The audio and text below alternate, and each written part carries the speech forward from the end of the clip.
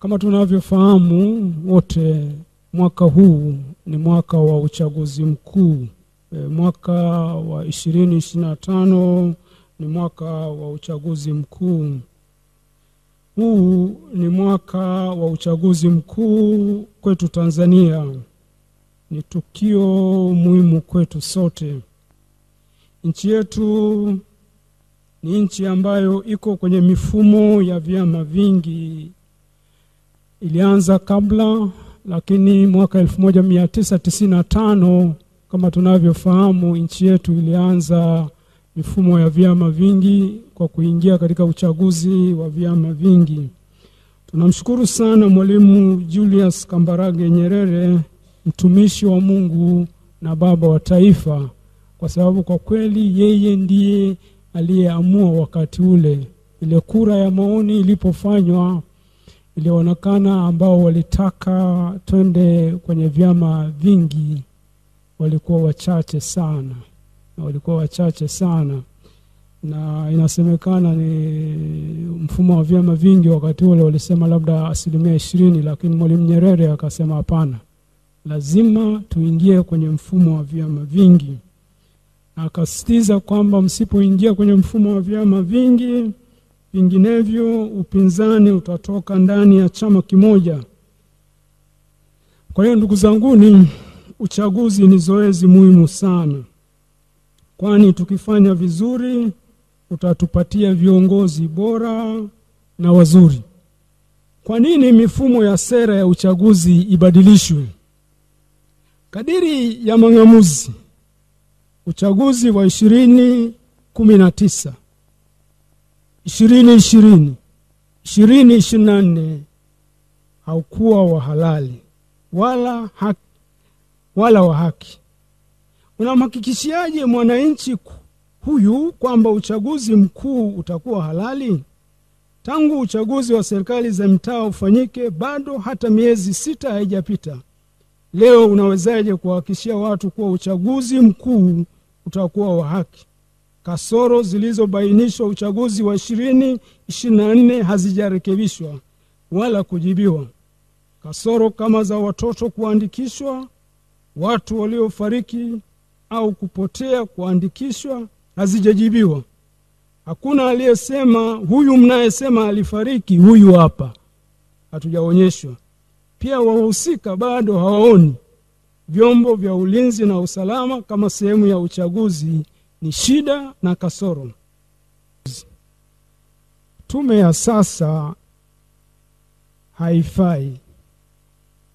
Kama ndio walioharibu uchaguzi wa 2024, kwanza wana ukakasi katika kutasfiri kwao kanuni za uchaguzi. Pia kwa maeneo waliokuwa kabla na waliowateua, ni ngumu kwao kusimamia haki. Huku nyuma sisi tulishapendekeza tume iweje, tukitaja mifano ya nchi jirani zinazotuzunguka. Ni jukumu letu sisi wananchi kulinda amani ya nchi yetu, kwa sababu amani inapatikana kwa shida sana, na tukipoteza hatutaipata. Katika hali ya kawaida, nani anaharibu amani? Anayetumia nguvu na kusitiza uchaguzi uende anavyotaka yeye, au yule anayesema jamani, turudi mezani ili tuangalie mifumo yetu ya uchaguzi, kwani mfumo wa sasa hauwezi kutupatia viongozi wa haki na kweli. Kwa maana hiyo, kama amani inapatikana kweli kwa kurudi mezani, kwa maana hiyo wote waliokamatwa kwa kudai haki, wakiwemo viongozi wa vyama vya kisiasa, waachiwe haraka na bila masharti, na wengine wasikamatwe wala kusumbuliwa, na pia mihimili isiingiliwe, mbali itende kazi zake kwa haki. Demokrasia. Madikteta wengi duniani na hata hapa Afrika hawataruhusu uchaguzi ufanyike, kwani wataogopa uchaguzi ukifanyika hawatachaguliwa. Na kama wataruhusu uchaguzi, wataharibu mifumo ya uchaguzi ili wabaki madarakani. Tanzania hatujafika huko. Watu wasipochagua kwa uhuru, demokrasia itakufa.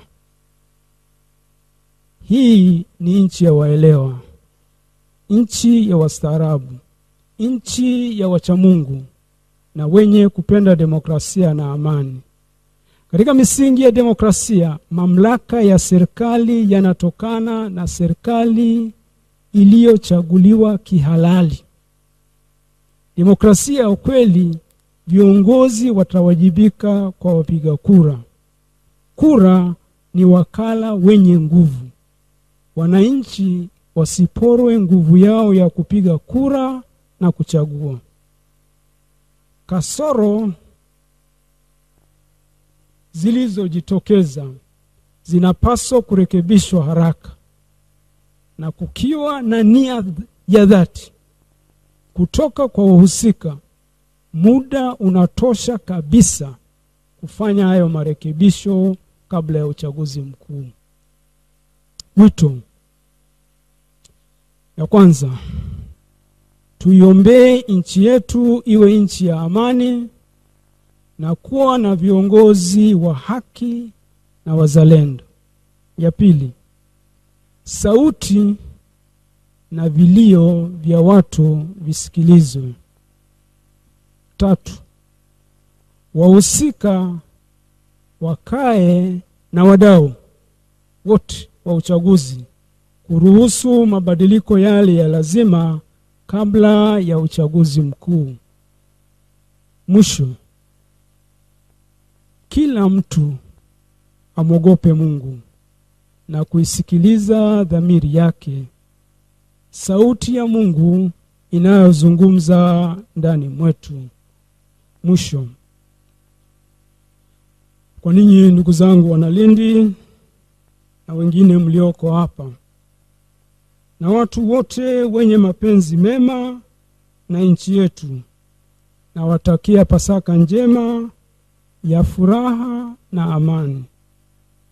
Kristo mkombozi aendelee kutukomboa kutoka kwenye dhambi zinazojirudia na magumu mengine yote yanayoturudisha nyuma. Bwana amefufuka. Haleluya, haleluya.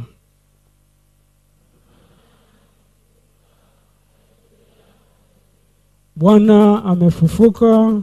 Haleluya, haleluya.